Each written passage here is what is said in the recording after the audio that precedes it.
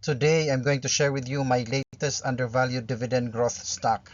This stock has a double-digit dividend growth and the potential that the shares are 30% undervalued. This stock is a dividend aristocrat and soon to be dividend king. We're going to take a deep focus at Costco Capital Incorporated. This is a company you probably interacted with even if you didn't realize it. By the end of this video, you'll understand what Costco actually owns, how it makes money, and whether it deserves a place in your long-term portfolio. Costco Capital is a diversified retail holding company in the Philippines. It's part of the broader business ecosystem associated with billionaire entrepreneur Lucio Ko. The company has a total of approximately 15,000 employees. Founded on January 13, 2000, the company has a market capitalization of 46 billion pesos. Costco does its business across the Philippines, acting as diversified holding company for Losyoco's group.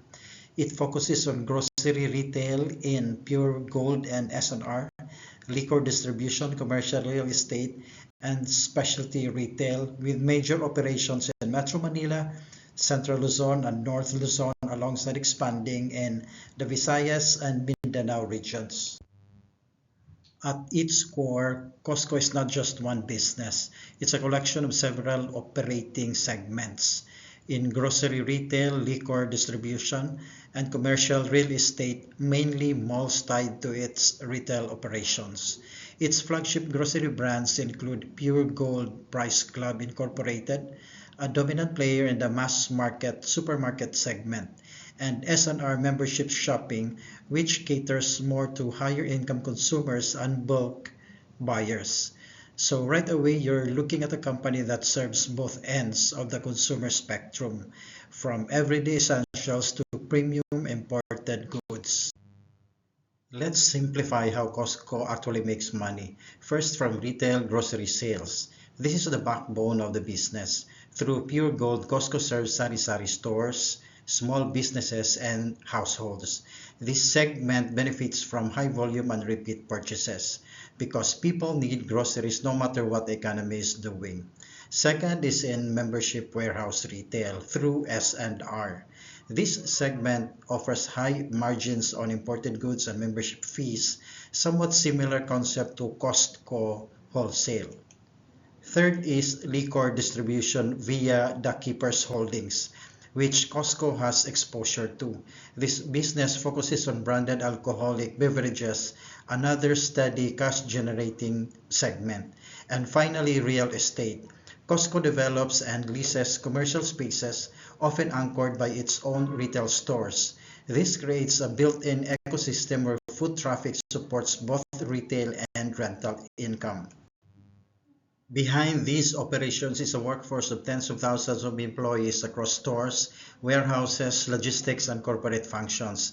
Retail is a people-intensive business. From cashiers and inventory managers to supply chain specialists, Costco relies heavily on operational efficiency at the ground level.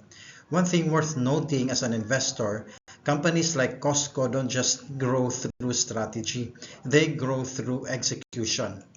And that execution depends on how well they manage their people, logistics, and store networks across the country. Now let's talk about what Costco does particularly well. First, defensive business model. Grocery retail is one of the most resilient industries. Even during economic slowdowns, consumers continue spending on essentials. Second, strong market positioning.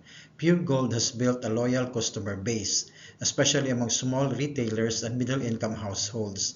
That creates recurring demand.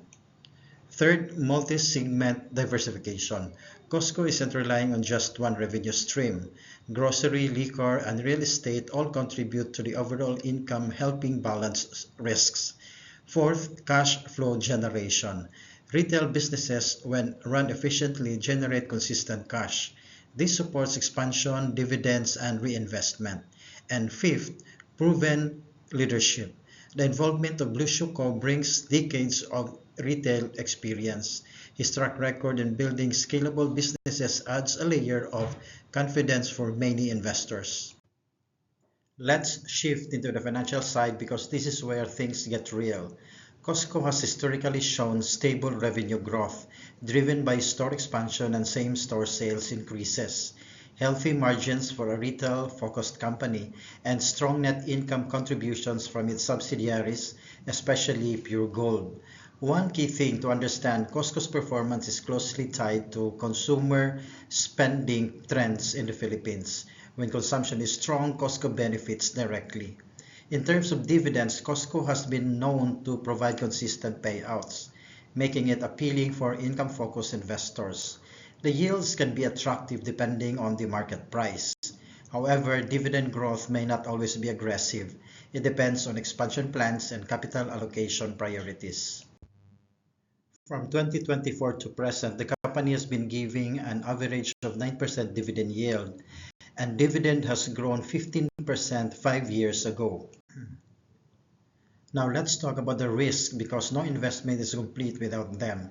First, thin margins in retail. Grocery retail operates on relatively low margins. Any increase in costs like logistics, wages, or supply chain disruptions can impact profitability. Second is competition. The Philippine retail space is highly competitive, with players like SM and Robinsons also expanding aggressively. Third, consumer sensitivity. While groceries are essential, trading behavior can shift. Consumers may downtrade to cheaper options, affecting margins. Fourth, execution risk. Expansion, especially in retail, requires strong operational control. Poor site selection or inefficiencies can drag performance. And finally, conglomerate complexity. As a holding company, Costco's valuation can sometimes be harder to assess because of its multiple moving parts. So where does that leave us? Costco Capital is a company deeply embedded in the daily lives of Filipinos. It's not flashy, it's not speculative, but it is practical, resilient, and grounded in real economic activity. If you're the kind of investor who values steady cash flow, exposure to consumer spending, and a business you can easily understand, then Costco is worth serious consideration. But like any investment, it comes down to fit. This is not a hyper-growth tech story. It's a long-term, consumption-driven play. Before you invest, take a time to look at the latest financial statements, understand the valuation, and ask yourself one simple question. Do I believe in a long-term growth of the Filipino consumer? Because if the answer is yes, then Costco might already be closer to your portfolio than you think.